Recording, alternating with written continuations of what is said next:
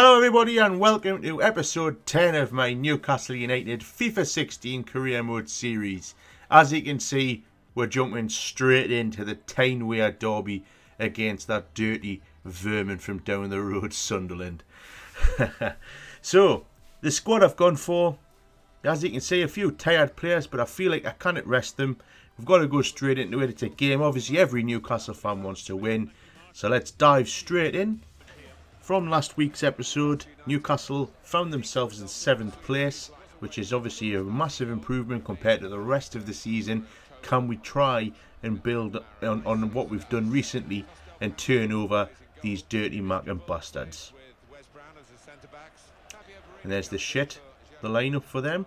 Mitrovic is on the ball after 3 minutes, but he gives the ball straight away to Wes Brown, who bursts forward. He gives the ball to Mavrias. Mavrias to Toivonen. Toivonen's got space. He plays the ball back to Mavrias. And Mavrias has got Toivonen by himself in the box. And Sunderland have taken the lead after only 5.5 minutes at St James's Park. And this is a pretty diabolical start to the game for Newcastle. As you can see, the defending was shocking once again. And we're bursting into the 7th minute now. And you've got Cabella. Cabella with a good little run. Plays the ball to Tielemans. Tielemans is going to have a shot and it's saved. And it's eventually hiked away from Sunderland by Toivonen. So 18 minutes on the clock.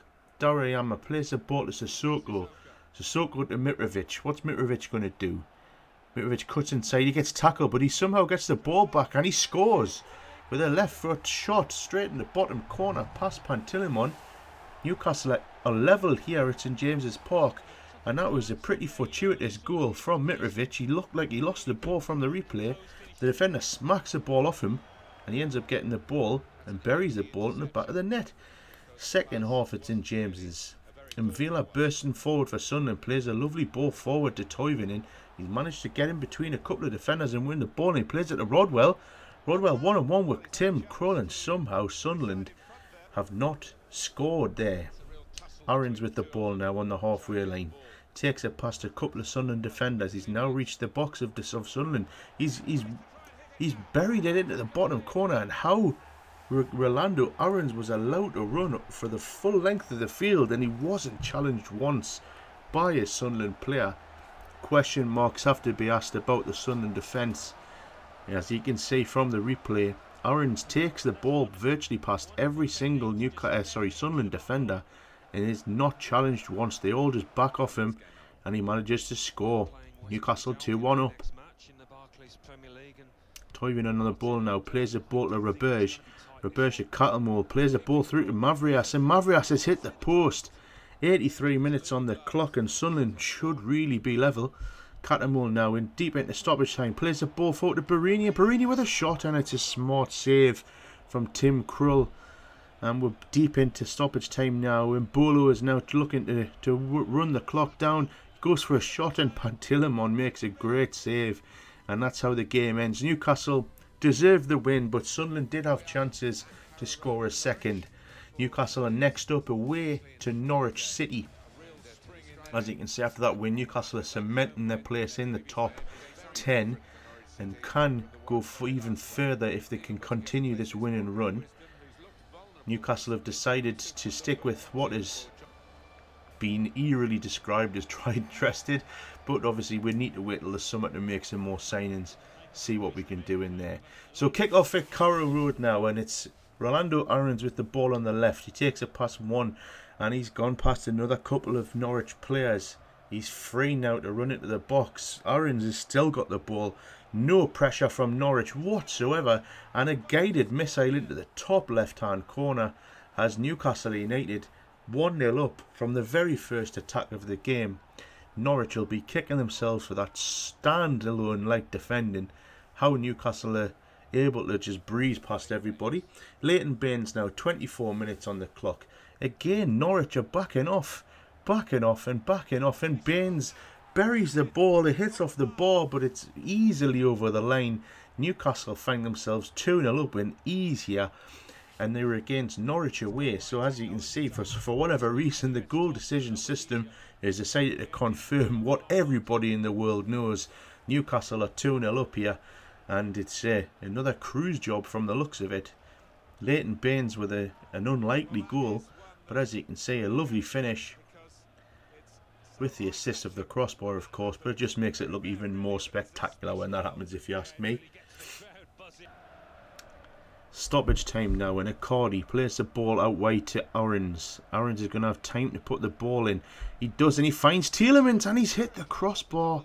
How did Tielemans not open his account for Newcastle there? I'll never know. Second half, and Janmaat goes to put the cross in, but he's blocked by two Norwich defenders. He cuts inside instead. He's going to have a shot. It's blocked. He gets to the rebound, and somehow that has found its way into the back of the net. Newcastle are 3-0 up here with a very strange goal. How did that find its way in? 86 minutes on the clock, and Mitrovic plays a lovely ball forward to Accardi, who knocks it out wide to Aarons.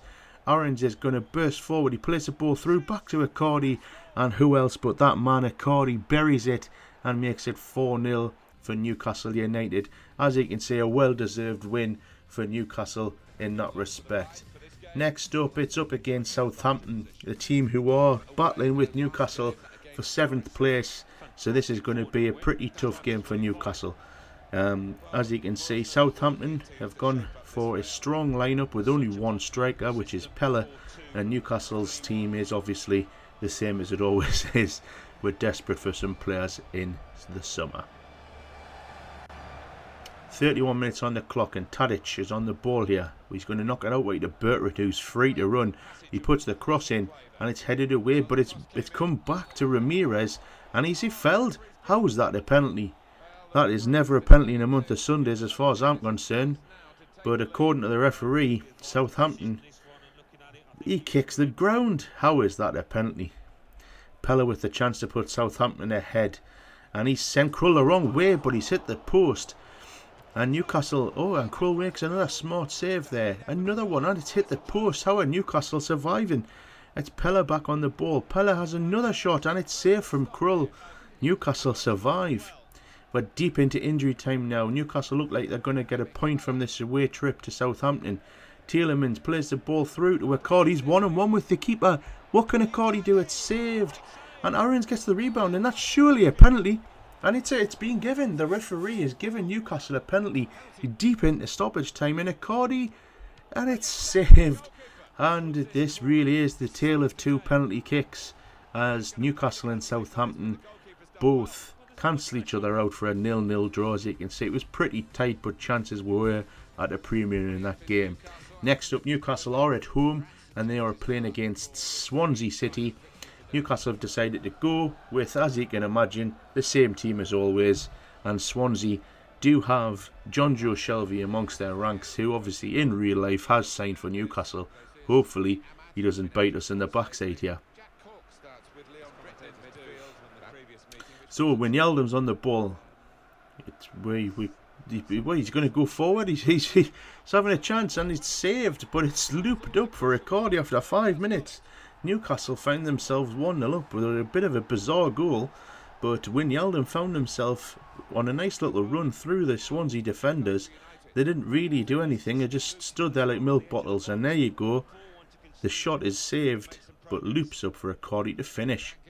Rangel now, 7.5 minutes on the clock, plays it through to Gomez, and Gomez puts the ball through, and Shelvey with a looping header, and who else but John Joe Shelvey has equalised for Swansea. Newcastle are pegged back. Shelvey with the corner kick. We're deep into injury time now. Swansea have been all over Newcastle in this game, and it's Young with the ball for Swansea. Plays the ball out, and Eder has followed up Tim Krull's save and puts Newcastle to the sword. As you can see, Swansea absolutely dominating Newcastle at St James's Park and leave with a deserved win. And at the end of this episode 10, 4 games to go in the league, you can see Newcastle are in 8th place. We theoretically could still finish 6th, but it would be a challenge to get there.